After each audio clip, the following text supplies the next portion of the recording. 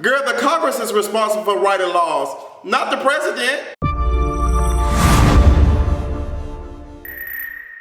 Shirley Caesar put her foot in her mouth, and let me just tell y'all, before we even get started, I want to let you know that we're going to have a discussion real quick about Shirley Caesar and the black church as a whole, okay? People like Kim Burrell and Shirley Caesar are responsible for the downfall of the black community, and I'm going to tell you all why. The same hateful ass rhetoric that they continuously spew is the reason why there are so many non-denominational people moving away from the church, predominantly young people. We don't have time for messages like this, girl. We have way more stuff to be worried about. We're starting to learn that this old rhetoric, this spewing, this spitting on the altar and stuff is not going to work with us. And y'all wonder why y'all cannot do anything to make us come to the church. Y'all are doing the complete opposite of what Jesus taught. I don't know what God y'all pray to. I don't know what church y'all go to. But this is not how it's supposed to. So as you all know, Shirley Caesar got on the pulpit and she just basically basically agreed with everything that Kim Burrell said. And she took it even further. She said, girl, you know, if you thought there was such an issue, you should have said something 4 years ago. So she wants to take it even further and be like, girl, you spoke out. You should have spoke out 4 years ago when gay marriage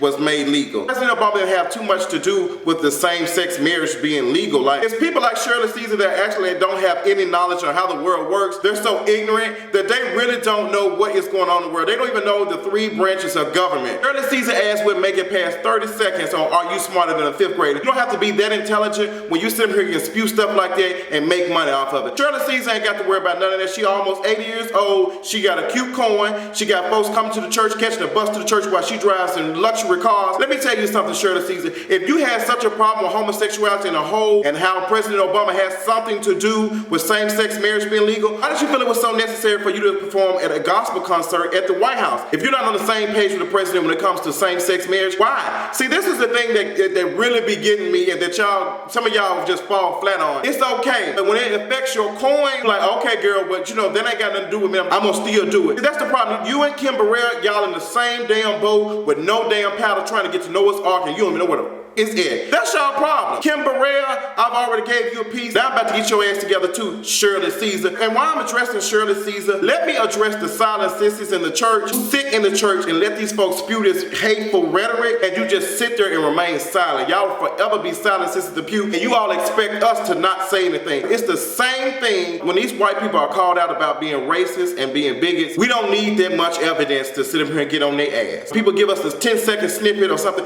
I don't need to break it down. When a black man gets shot and he doesn't have a gun on him, he doesn't have a weapon and all that type of stuff, I don't need to investigate all the way to 24/7, girl. I don't need to do that. There's a problem. There's a situation that's been going on. And some of you all said it was an isolated incident. No, there's not, girl. The black church, like I've said before in my video, dragging the shit out of Kim Burrell, is responsible for everything that's going on with black gay men, trans women, trans men. You all are responsible for that because you ostracize these people and you displace their ass with the way, with your hateful ass rhetoric, and you teach this mess to their parents. And their parents don't feel like they should have them in their house with that stuff. And I'm gonna get you parents together real quick too, because some of you parents are more comfortable having a heterosexual child have sex in your house and not be married than you are even if I invite a gay friend over my house. That's the problem. Y'all think it's a homosexual spirit. There's no homosexual spirit. If there is a homosexual spirit, there's a heterosexual spirit too.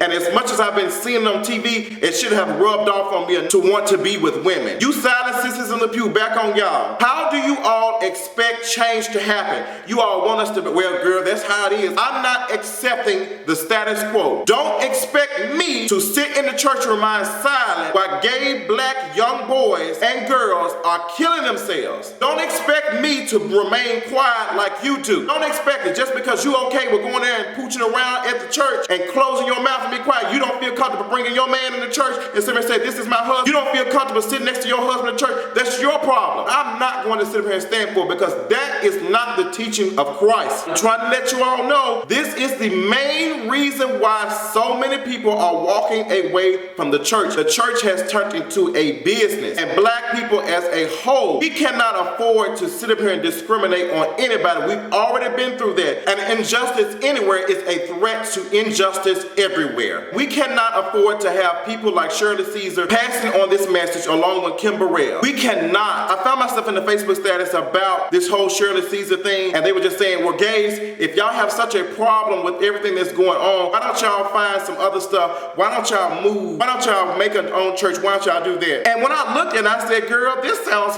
very familiar. And as my friend pointed out, this is the same thing that white people tell us when we are asking for rights and we're demanding rights and we're calling out injustices and stuff. If y'all don't like it, why don't you move? This is not your damn country. One religion does not supersede all. That's the problem with some of you all. You all think that this is the #1 religion. Can't nobody, if you don't accept it, there's a problem. Everybody does not believe in that. You're hiding behind this Bible and speaking this hate. I want you to know that your white counterparts use this same Bible, this same book to uphold slavery. You better take that book and do a second reading on it, because some of y'all ass don't read it until Sunday morning any damn way. As for Shirley Caesar, girl, there's been plenty of rumors about you doing all types of stuff inside or outside the box, okay? So girl, I'm not worried about stuff like you. You are a shining example of the problems of the church and what's going on, because an individual like you who's built off of gluttony, you're another person that's sitting up here talking this mess, but over here living in one of the 7 deadly sins. Gluttony, girl, you are not all in shape. You need to be worried about other things. You need to be preaching to these people how to eat and live better, okay? Because that's what's killing the black community. I'm gonna tell you something. Obesity, heart disease, and diabetes. That's what's killing the black community. It's not John over here on Jack getting him some peen at night. He ain't got nothing to do with it, okay? Y'all are the reason why black gay men, black trans